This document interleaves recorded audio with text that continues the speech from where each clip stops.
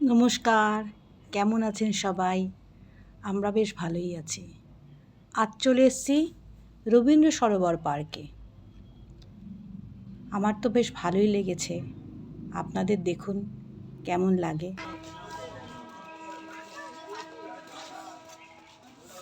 এটা রবীন্দ্র সরোবর।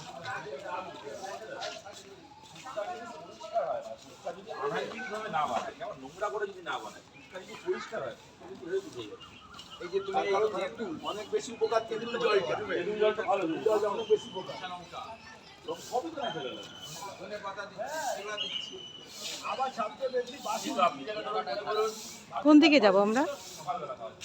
সোজা?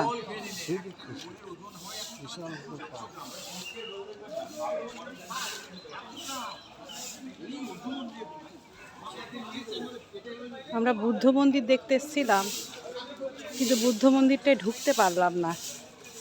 বুদ্ধ মন্দির ভোর 5টা থেকে সকাল 8টা অবধি খোলা থাকে, আবার বিকেল 5টা থেকে সন্ধ্যে 7টা অবধি খোলা থাকে। আমরা এখন এসছি, এখন প্রায় 10:30 বাজে, তাই বন্ধ পেলাম। তাই আপনাদের আর বুদ্ধ মন্দিরটা আজকে ঘুরে দেখাতে পারলাম না।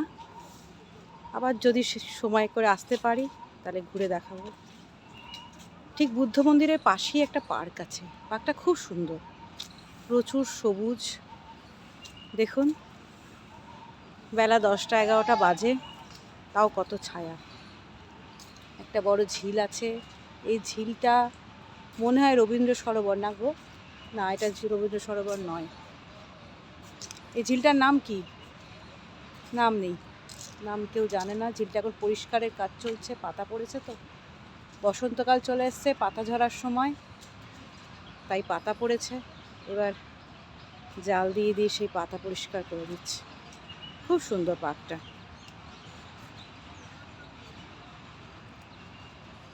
ভিডিওতে বুদ্ধ মন্দিরের অ্যাড্রেসটা আপনাদের দিয়ে দিয়েছি, আপনারা দেখে নেবেন। আপনারা যদি আসতে চান আসতে পারেন। এই জায়গাটার অ্যাড্রেস কি বলতে পারবেন? আচ্ছা, ঠিক আছে, ওই বুদ্ধ মন্দিরের অ্যাড্রেস ধরেই আপনারা চলে আসবেন। চলে আসলে বুদ্ধ মন্দিরের একদম পাশেই এই পার্কটা। খুব সুন্দর পার্কটা।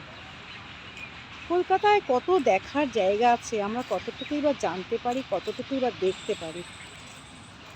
কি সুন্দর এই পার্কটা, কি ঠান্ডা। বাইরে যখন ছিলাম রোদের কি তেজ, বেশ গরম লাগছিল।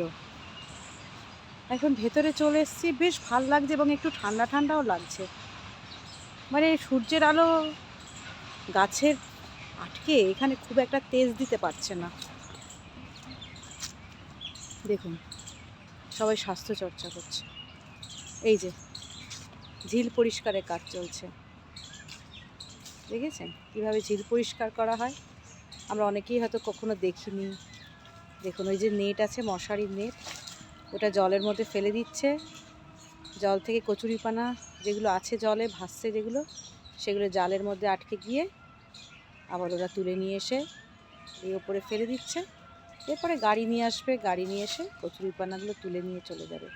এগুলো এদের রোজের কাজ। এখন তো বসন্তকাল, পাতা ঝরার সময়, আর ঝিলের চতুর্দিকে গাছে ভর্তি, তার মানে হাওয়াতে শুকনো পাতাও পড়ছে ঝিলে, আবার কচুরিপানাও আছে।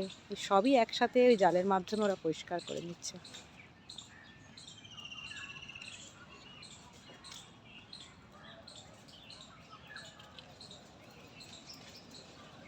দারুণ জায়গাটা, কিন্তু খুব সুন্দর জায়গাটা।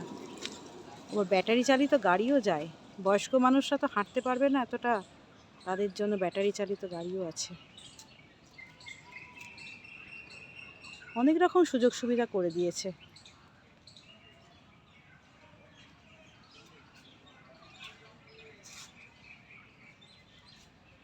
দেখুন কত লোক আসছে আমাদের মতন। এরা কিন্তু বেড়াতেই এসছে, এরা মনে হয় না স্বাস্থ্যচর্চা করতে এসছে, এসব বেড়াচ্ছে।